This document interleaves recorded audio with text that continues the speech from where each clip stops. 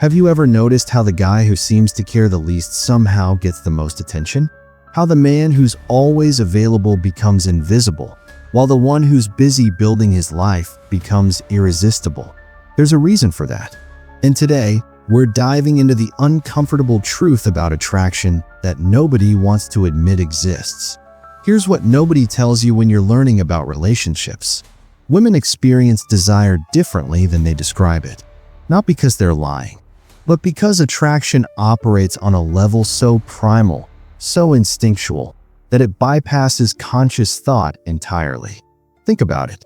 When was the last time someone asked you why you found something beautiful? You just did. You felt it before you could explain it.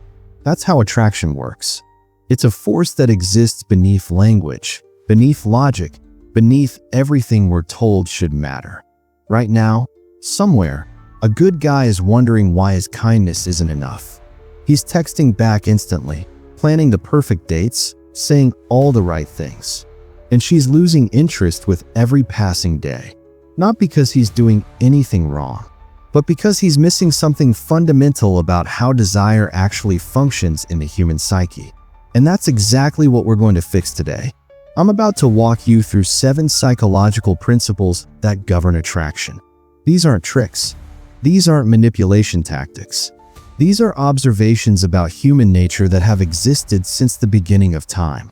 And whether you choose to acknowledge them or not, they're operating in every interaction you have. The only question is whether you'll understand them well enough to show up as the man you're capable of becoming. So let's begin.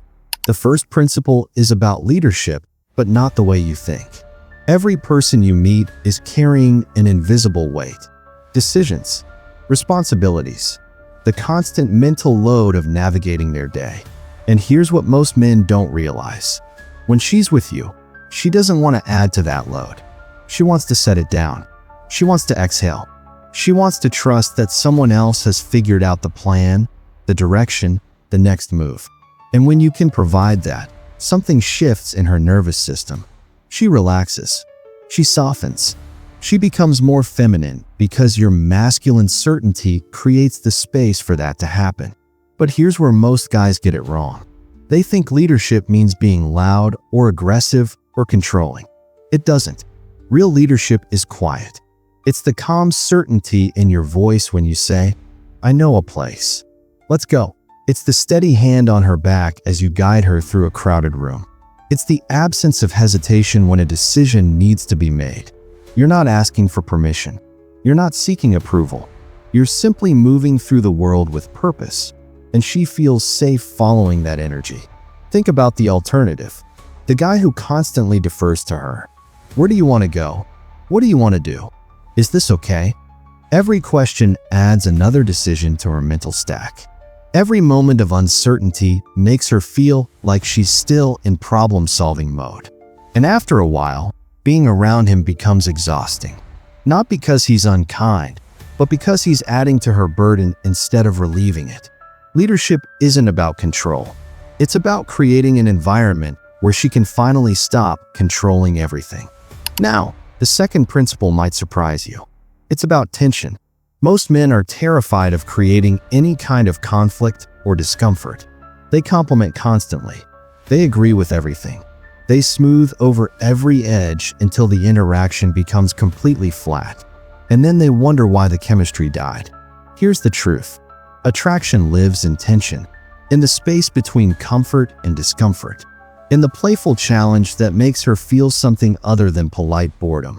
When you can tease her the right way, when you can challenge her perspective with a smirk, when you can dance along the edge of what's acceptable without crossing into cruelty, you're creating emotional spikes. You're making her feel alive. You're showing her that you're not intimidated by her beauty or her presence. And that confidence, that ability to engage with her as an equal rather than a supplicant, that's magnetic. It says, "I'm comfortable enough in my own skin that I don't need your approval to exist." But there's a fine line here. Teasing is not cruelty. It's not cutting her down to feel powerful. Real teasing comes from a place of warmth. It says, "I see you. I like you. And I'm secure enough to play with you." When she makes you wait because she's running late, The weak move is to say, "No problem, take your time." The strong move is to say, "Let me guess. You changed your outfit 4 times and you're still not happy with it." One response is forgettable. The other makes her laugh while she's scrambling to get ready. One creates nothing. The other creates a moment she'll remember. And memory is the foundation of connection. The third principle is about pursuit. And this one contradicts everything you've been taught. You've been told that if you show enough interest, if you're available enough, if you demonstrate your feelings clearly enough, she'll appreciate it and reciprocate. But that's not how the human brain works. Our brains assign value based on scarcity and effort. When something is freely given, constantly available, endlessly accessible, our unconscious mind labels it as low value. When something requires pursuit, investment, uncertainty, our brains become obsessed with obtaining it. This is why the guy who texts back immediately every time, who's always free, who drops everything the moment she reaches out, he kills his own attraction. He's removed all mystery, all challenge, all sense of having to earn anything. Meanwhile, the man who has his own mission, his own schedule, his own life that sometimes takes priority, he becomes infinitely more interesting. Not because he's playing games, but because he's genuinely busy building something that matters. And now her brain starts working overtime. What's he doing? Why hasn't he responded yet? How do I get more of his attention? Here's the paradox that drives everything. The less she feels she has you, the more she wants you. The more she has to work for your time and energy, the more valuable that time and energy becomes in her mind. This isn't manipulation. This is basic human psychology that's been documented for thousands of years. We pursue what retreats from us. We retreat from what pursues us. And when you understand this, you stop chasing. You start building a life so compelling that she feels compelled to chase you. Because the woman who had to earn you will value you far more than the woman you handed yourself to. The fourth principle touches on something uncomfortable. Darkness. Not evil. Not cruelty. But depth. Edge. The sense that beneath your calm exterior, there's something more. Something powerful that you keep controlled. Women say they want the nice guy, and that's partially true. But what they actually respond to is the man who's kind by choice, not by weakness. The man who could be dangerous if necessary, but chooses gentleness with her. That contrast is intoxicating. Think about it from an evolutionary perspective. For thousands of years, women had to choose mates who could protect them when threats emerged. A man who was only soft, only gentle, only accommodating. He couldn't protect anyone when danger arrived. But a man who possessed strength, who had a controlled intensity, who could be fierce when the situation demanded it, he could keep her safe. That ancient programming still exists. She wants to see you handle conflict with other men without backing down. She wants to see you set firm boundaries when someone disrespects you. She wants to sense that you have layers, that you're not one-dimensional, that there's more to discover. But here's what makes this truly attractive. It's not the darkness itself. It's your mastery over it. Any fool can be aggressive. But a man who has the capacity for aggression and chooses restraint, that's power.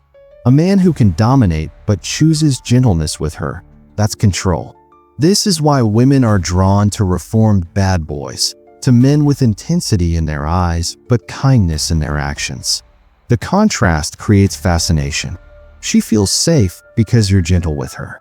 But she also feels excited because she knows there's depth beneath the surface. Something only she gets to see glimpses of. The fifth principle is about space. And this might be the hardest one for men to accept because it feels counterintuitive.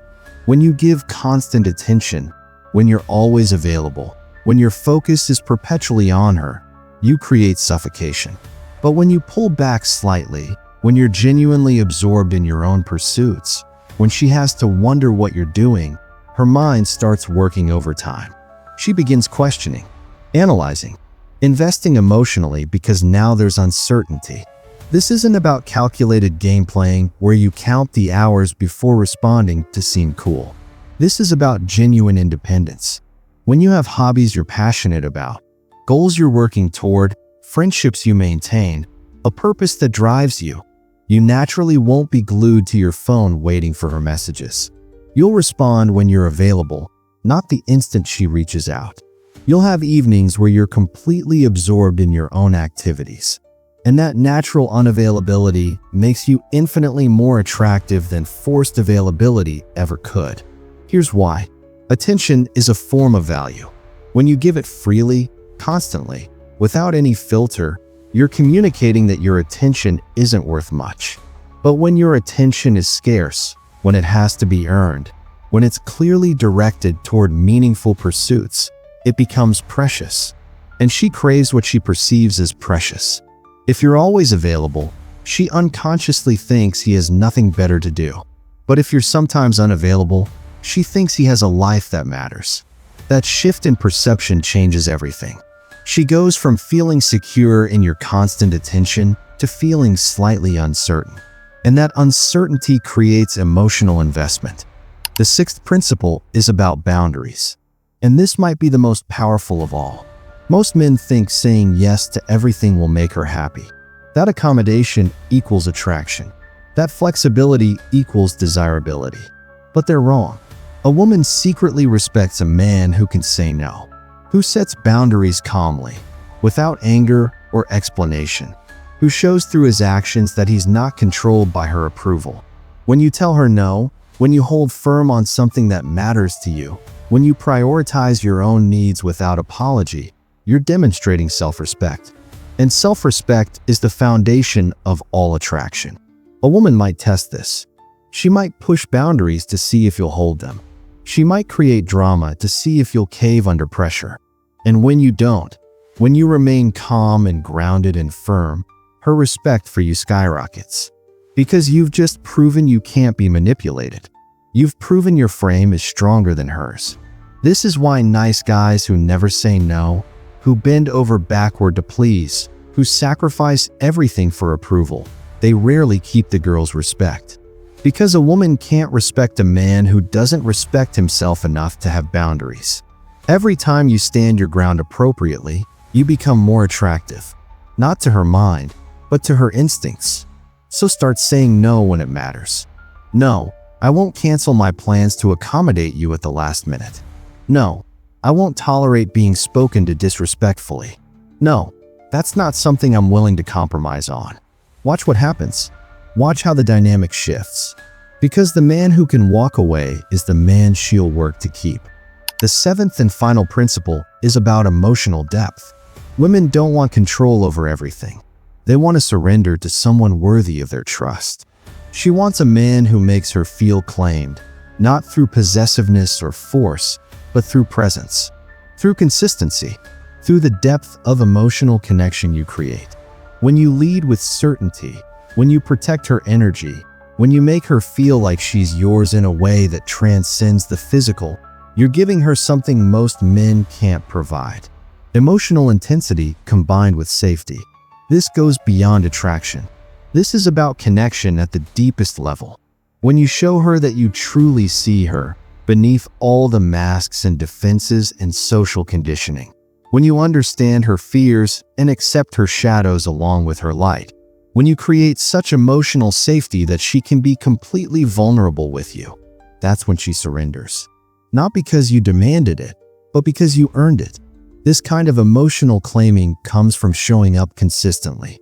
From protecting her heart as fiercely as you'd protect her body. From making her feel so secure in your commitment that she never has to question where she stands. And when a woman feels emotionally owned by a man she trusts and respects, her loyalty becomes unshakable because you've given her something rare. The freedom to fully surrender her heart, knowing it's in hands that will cherish it. The moment she feels she can lose herself in your presence without losing herself, she's already yours, even if she never says it out loud. Now you understand the 7 principles. Leadership that creates space for her feminine energy. Tension that keeps attraction alive. Scarcity that makes her chase. Depth that creates fascination. Space that builds investment. Boundaries that command respect. And emotional connection that inspires devotion. These aren't tricks. They're not manipulation tactics. They're observations about how human psychology actually functions beneath the surface of what we say we want. Women will never openly discuss these dynamics because admitting them feels uncomfortable, because it contradicts the narrative we've been sold about how relationships should work. But if you learn to read between the lines, you'll see that what people say they want and what they actually respond to are often completely different things. And that gap between words and reality is where most men lose before the game even begins. Understanding these principles isn't about deceiving anyone. It's about understanding yourself well enough to show up as the man you're capable of becoming. The man who leads with quiet confidence, who maintains his independence while creating deep connection, who sets boundaries without apology, who understands that attraction isn't logical, that desire isn't politically correct, that the heart responds to forces older and deeper than any modern ideology. So take these principles and apply them with integrity. Use them to build genuine connections, not to manipulate or control. Understand that real power in relationships comes from being authentic, grounded, and unshakable in who you are. From building a life so meaningful that you're not desperate for anyone's validation. From becoming the kind of man who doesn't need to chase because he's too busy creating something worth being chased for. Remember, the best version of you isn't the one trying to please everyone. It's the one who knows his value, protects his energy, and refuses to compromise his standards for temporary approval. That man doesn't beg for attention. He commands respect. He doesn't seek validation. He creates it from within. And that self-contained confidence, that unshakable sense of purpose, that's what makes you truly irresistible. Until next time, stay grounded in your truth. Keep building your empire. And understand that the moment you stop needing her approval is the moment you become impossible to resist. The game changes when you realize you're not playing to win her. You're playing to become the man who doesn't need to play at all.